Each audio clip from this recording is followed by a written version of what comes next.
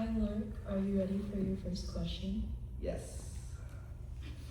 As outlined in the Constitution, one of the duties as Community Affairs Chair is to serve as the liaison between the organization, the Filipino community, San Diego State University, and other academic institutions.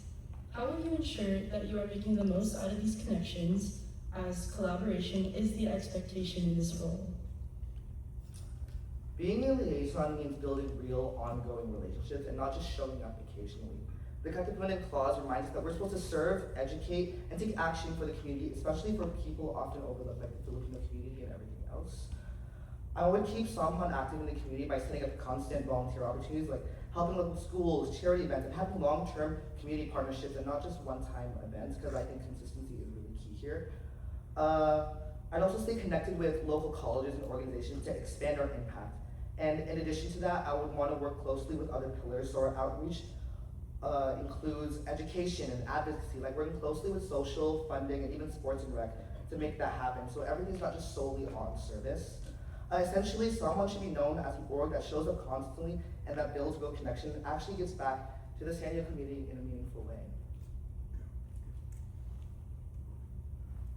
Thank you. Are you ready for your next question? Yes. The ABLE mission statement reads the following: to develop and empower emerging leaders in Andres Bonifacio Samahan by providing informative leadership material, facilitating both self-development and organization-related activities, inspiring leadership-focused discussion, and encouraging strong self-esteem and awareness. Some general body members enter the organization at a later time. How will you ensure that any member of AB Samahan feels prepared and or comfortable running for an executive board position, regardless if they were not the most active member in this organization? Can you repeat the last part of the question, please? How will you ensure that any member of AB Samahan feels prepared and or comfortable running for an executive board position, regardless if they were not the most active member in this organization? Essentially, I want able to feel some sort of launch pad for leadership rather than just preparation only for e-board. Some ideas they have are like on-campus service activities like making cards for hospital patients or encouraging them during finals or college app season, and just letting ABLE members just lead parts of service projects and giving members small leadership roles in planning and creating events where they actively contribute and not observe. This way, even if an ABLE member doesn't run for board, they still leave ABLE feeling confident in their ability to lead and give back.